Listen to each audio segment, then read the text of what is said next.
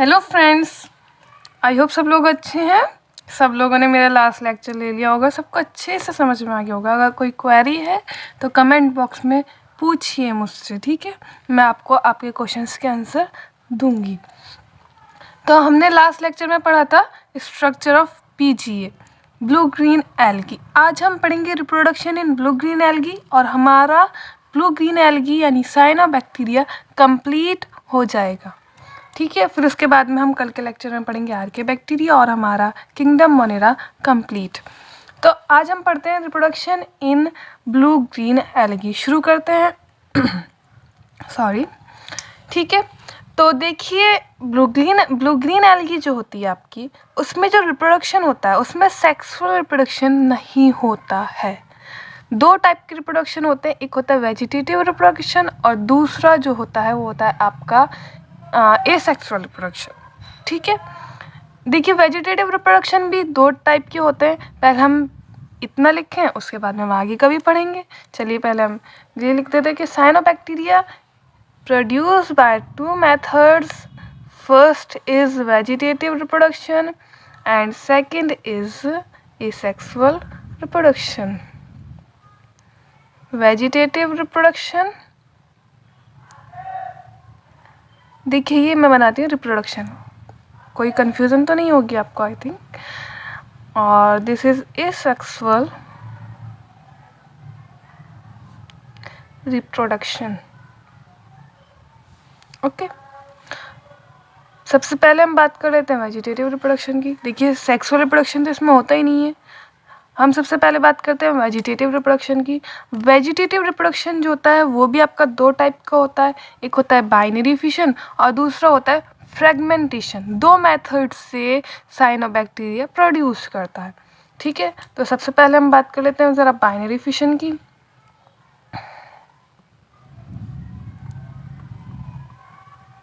Binary fission और जो दूसरा मेथड होता है वो होता है आपका फ्रेगमेंटेशन।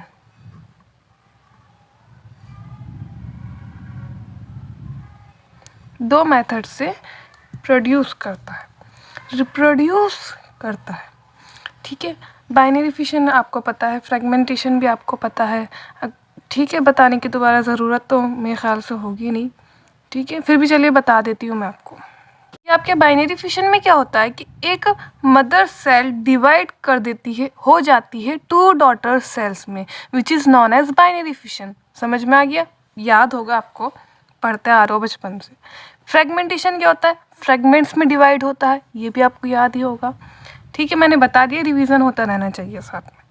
अब देखिए, बाइनरी फिशन जो होता है इसमें जो यूनिसेलुलर प्रोकैरियोट्स होते हैं सिर्फ वही रिप्रोड्यूस करते हैं। अब आप बोलोगे कि भाई किंगडम मोनेरा ही यूनिसेलुलर प्रोकैरियोट है। किंगडम मोनेरा है यूनिसेलुलर प्रोकैरियोट, लेकिन इसमें कुछ ऐसे होते हैं जिसमें फ्रेगमेंट्स होते हैं, जैसे कि आपका ऑस्लिटोरिया हो गया। आपने देखा होगा उसमें फ्रेगमेंट्स बने हुए होते हैं, इस तरीके का होता है ना। ऑस्लिटेरियम में कुछ इस तरीके के फ्रेगमेंट्स आते हैं, रफली ये डायग्राम अच्छे से देख लेना बुक में। तो वो जब ये फ्रेगमेंट्स आ रही हैं, फ्रेगमेंट्स ना डिवाइड हो जाते हैं, ये इसके जो फ्रेगमेंट्स होते हैं, इसलिए फ्रेगमेंटेशन में होता है। तो सबसे पहले हम बाइनरी फिशन में देख लेते हैं। ओनली यूनिसेल्युलर प्रोकैरियोट्स, ठीक है। सिर्फ और सिर्फ यूनिसेलुलर प्रोकैरियोट्स जो होते हैं वो रिप्रोड्यूस करते हैं इस मेथड से। एग्जाम्पल हम आपका देख लेते हैं, इसमें हो गया स्पिरुलिना। स्पिरुलिना जो हो गया वो बाइनरी फिशन से रिप्रोड्यूस करता है। फ्रेगमेंटेशन में जो फिलामेंटस प्रोकैरियोट्स होते हैं जिसमें फिलामेंट्स बना हुआ होता है,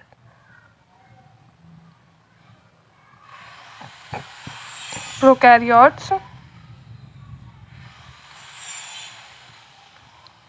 रिप्रोड्यूस, ठीक है। इसका एग्जाम्पल हम देख लेते हैं, ऑस्लिटोरिया,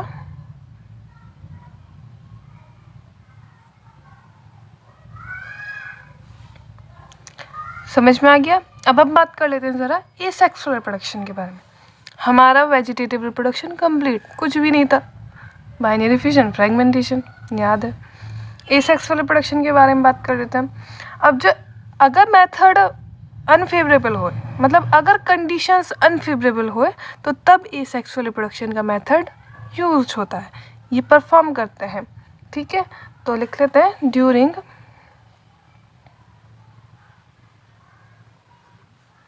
unfavorable condition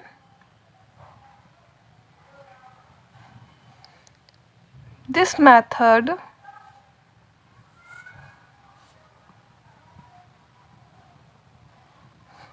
of protection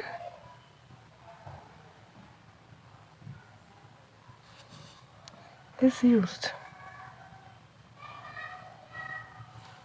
ठीक है, इसका एग्जाम्पल भी हम देख लेते हैं ज़रा, क्या होता है इसका एग्जाम्पल है एक काइनेट फॉर्मेशन होता है नॉस्टॉक में। ठीक है, एक काइनेट फॉर्मेशन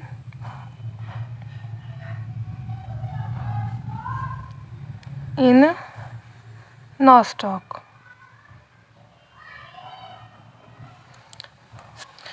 चलिए इसको अंडरलाइन कर देते हैं ज़रा।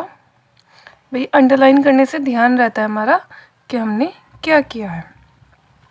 हमारा reproduction in blue green algae बिल्कुल कंप्लीट हो गया। थोड़ा सा इसके इम्पोर्टेंस के बारे में बात कर लेते हैं। चलिए पहले लिख लेते हैं importance in blue green algae.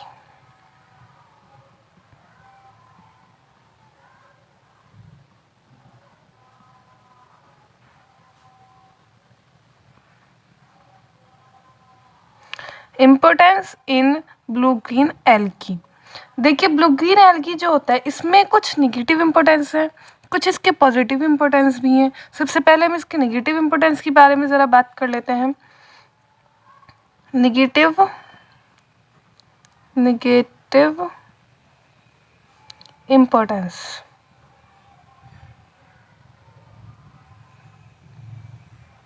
अच्छा, पेन भी थोड़ा सा स्लोली चल रहा है। ठीक है, अब देखिए निगेटिव इम्पोर्टेंस क्या बता रहा है आपका। सबसे पहले हम बात कर लेते हैं ज़रा वाटर ब्लूम के बारे में। वाटर ब्लूम किसके माइंड में आ गया एकदम सुनते ही? वाटर ब्लूम क्या होता है कमेंट बॉक्स में बताइए, क्या होता है वाटर ब्लूम। इतना हम लिखते हैं ज़रा, water Bloom.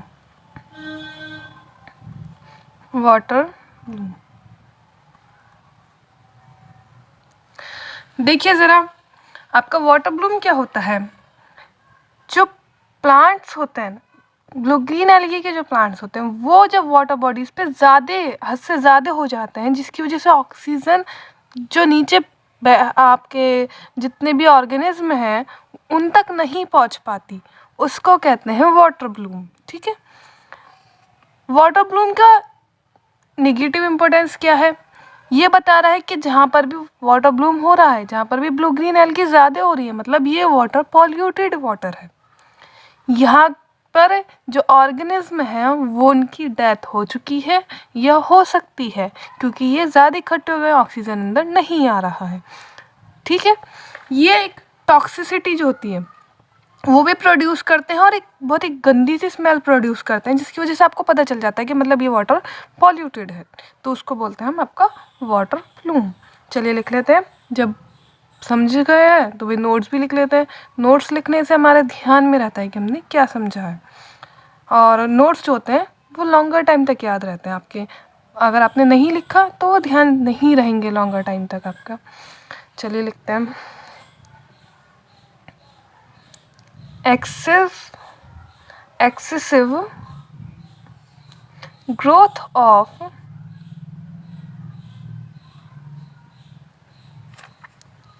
plants in water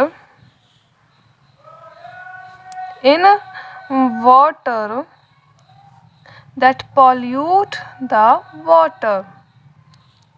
आपको अभी बताया मैंने, जो वाटर को पॉल्यूट कर देते हैं उनको कहते हैं वाटर ब्लूम।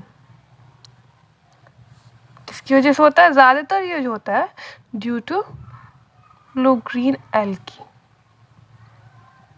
ठीक है। ब्लू ग्रीन एल्गी के रैपिड ग्रोथ वाटर पर ऑक्सीजन को रोक देती है। तो blue green algae grow rapidly on water and secrete toxic substance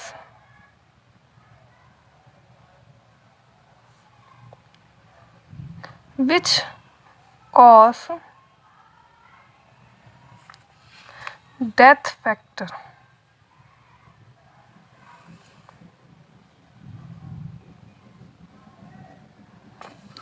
death factor भैया एक टॉक्सिक सब्सटेंस प्रोड्यूस करती है जिसकी वजह से डेथ फैक्टर हो जाता है, यानी कि ऑर्गेनिज्म जो होते हैं वो उनकी डेथ हो जाती है। लिख लेते हैं हम डेथ फैक्टर होता है क्या है, ठीक है। What is death factor, change करके लिखती हूँ, अच्छे से समझ में आएगा। Responsible for death of many aquatic organisms। जो एक्वेटिक ऑर्गेनिज्म होते हैं उनकी डेथ के लिए रिस्पॉन्सिबल होता है। समझ में आ गया आपको? क्या ये टॉक्सिसिटी प्रोवाइड करता है जिसकी वजह से क्या होता है, गंदी सी स्मेल आती है बहुत ही। It also give toxicity and bad odor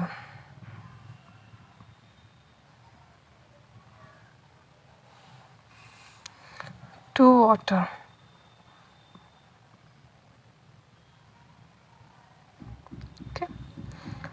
एक और होती है निगेटिव इम्पोर्टेंस, एक तो आपने पढ़ ली वाटर ब्लूम की हो गई। एक इम्पोर्टेंस निगेटिव होती है कि पॉल्यूशन इंडिकेटर्स भी होते हैं, जहाँ पर ऑस्लिटेरिया टीनियस और ऑस्लिटेरिया लीमोस फाइंड होता है ब्लू ग्रीन एल्गी का। समझ लो यहाँ पर पॉल्यूशन ऑर्गेनिक मैटर की वजह से है, ठीक है। तो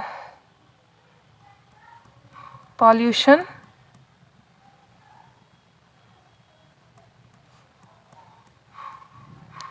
indicator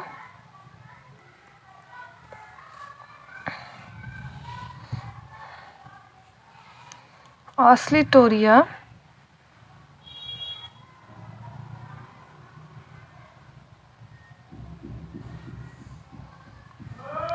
tennis, Oscillatoria tenuis and Oscillatoria में आप ऑस्लिटेरिया का ओ स्मॉल लिख सकते हैं, ठीक है, आपके समझ में आ जाएगा।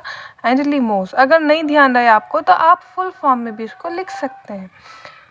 इन वाटर बॉडी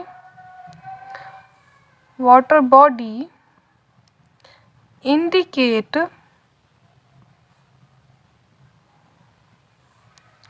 pollution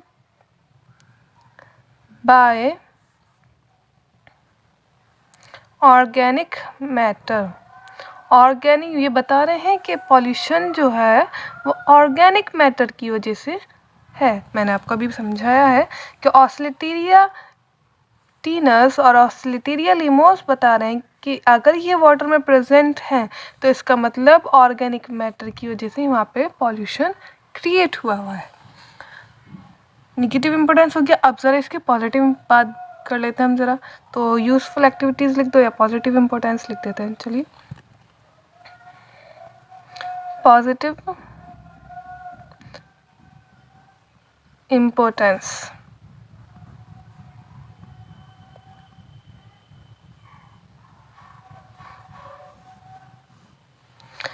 ये बता रहा है कि ये जो आपका साइनोबैक्टीरिया होता है ये नाइट्रोजन फिक्सेशन में मदद करता है, जिसकी वजह से सॉइल फर्टाइल होती है। ठीक है।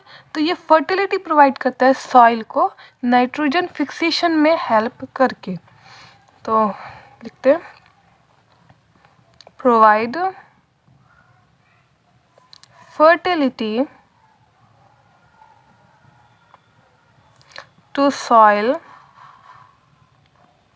Bye nitrogen fixation. दूसरा इम्पोर्टेंस, इसमें ना प्रोटीनेशियस फूड भी होते हैं। बहुत सारे ब्लू ग्रीन एल्गी ऐसे होते हैं जो एनिमल्स के लिए प्रोटीनेशियस फूड का वर्क करते हैं, जैसे कि स्प्रुलिना हो गया। ठीक है, तो लिखते हैं मोस्ट प्रोटीनेशियस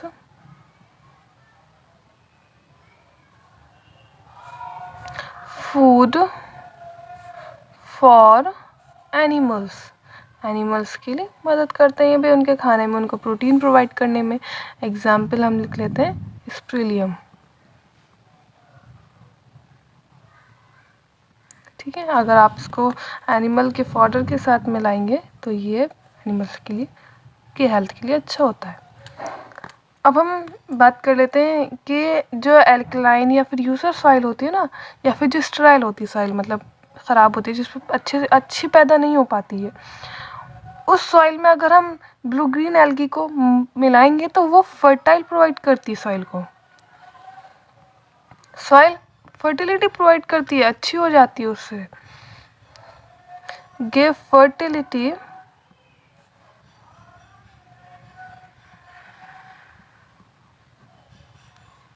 टू स्टेराइल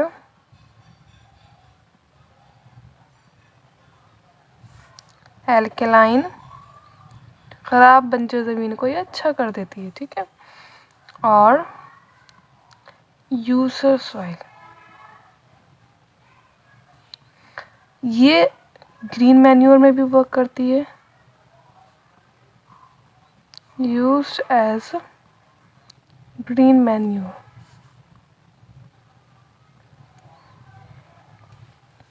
और ये एक सबसे ज़्यादा इम्पोर्टेंट बात आपकी, जो मॉस्किटो लार्वा होता है ना, वाटर में होता है ना मॉस्किटो लार्वा, तो ये एक टॉक्सिन प्रोवाइड करती है, सीक्रेट करती है, जिससे कि जो मॉस्किटो लार्वा की जो ग्रोथ होती है वो रुक जाती है, ताकि मच्छर ज़्यादा पैदा नहीं हो पाए। तो ये जो ब्लू ग्रीन एल्गी होती है ये टॉक्सिन प्रोवाइड करती है उसको।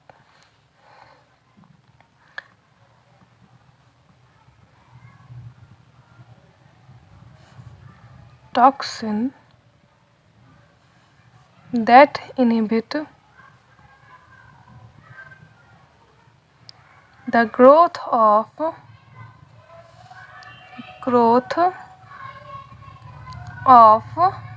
mosquito larva in water. Mosquito larva in water.